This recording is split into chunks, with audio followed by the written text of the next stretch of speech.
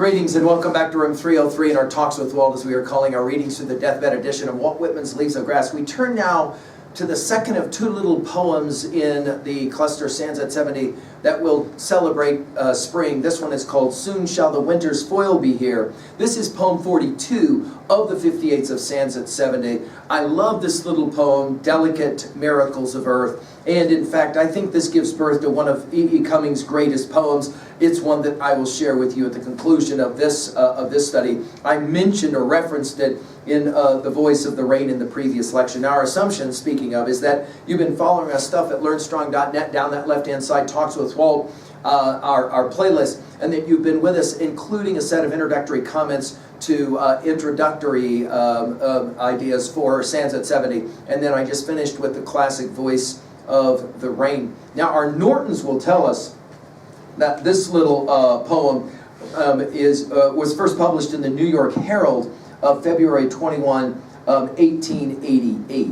Now, I love this poem in companion to The Voice of the Rain. We'll finish with Duly with Love Returns, and now all of a sudden here we are with Soon Shall the Winter's Foil Be Here. Soon, of course, used in Song of Myself, passage 6. Take a look at how it's used there. And then foil was used in an earlier poem in this cluster, Continuities.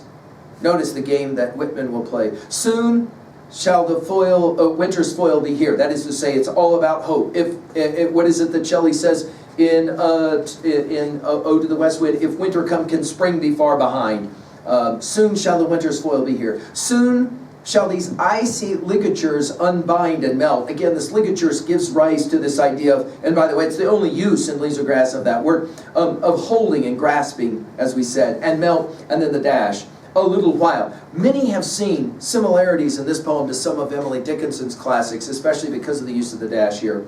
A little while, and air, soil, wave, notice that's your three, suffused shall be in softness, bloom, and growth, and then again the dash.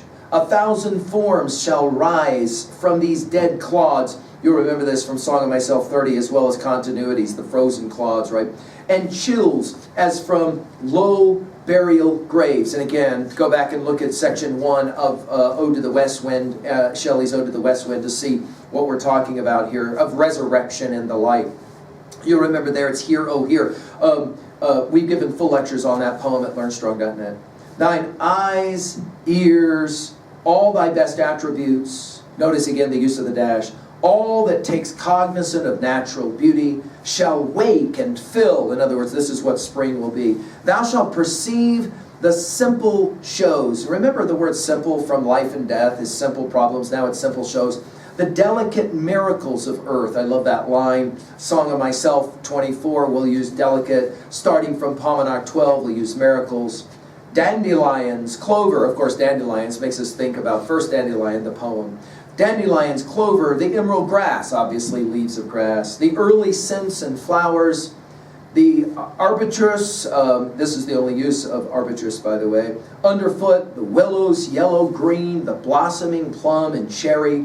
With these, and now he's going to get his birds in, the robin, lark, and thrush, singing their songs. By the way, notice there's 3 there. The flitting bluebird, to make your 4th bird. For such the scenes the annual play brings on. I love that he calls it a play. It takes us back to Omeo life. It's a different kind of understanding of the powerful play goes on, right? And we may contribute a verse. But I love that he plays this game, no pun intended, of how nature is on drama, on dramatic stage, and we get to enjoy that every spring. It's quite wonderful. 2a, obviously, the argument here is that nature is the most amazing drama, and of course it is.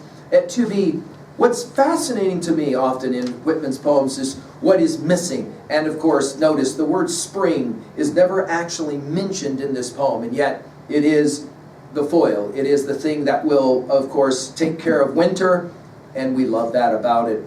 I love at 3a, Thoreau's Walden, of course, the 1854, and it works. But I want to share one of my favorite E.E. Cummings poems, Somewhere I Have Never Traveled, Gladly Beyond. Somewhere I've never traveled, gladly beyond any experience, your eyes have their silence. In your most frail gesture are things which enclose me, or which I cannot touch because They are too near. Your slightest look easily will unclose me, though I have closed myself as fingers. You open always petal by petal, myself as spring opens, touching skillfully, mysteriously her first rose.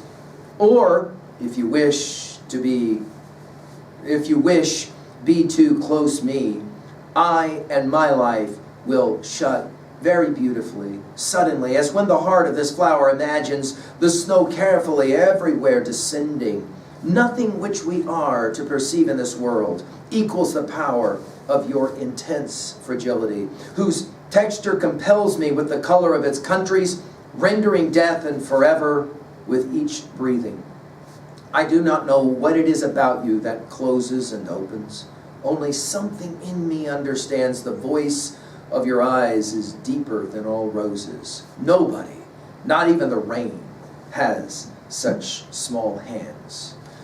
Well, I think Cummings was channeling the two poems that we just worked with, The Voice of the Rain and Soon Shall the Winter's Foil Be Here. Finally at 3B, how are we going to own a poem like this? What are your thoughts and feelings about the spring? Do you enjoy it? Or are you more inclined to think with T.S. Eliot from the opening lines of Wasteland that April is the cruelest month, breeding lilacs out of the dead land, mixing memory and desire, stirring dull roots with spring rain? I'm hopeful that you enjoy spring and you read it. Leaves of Grass as well. Thank you.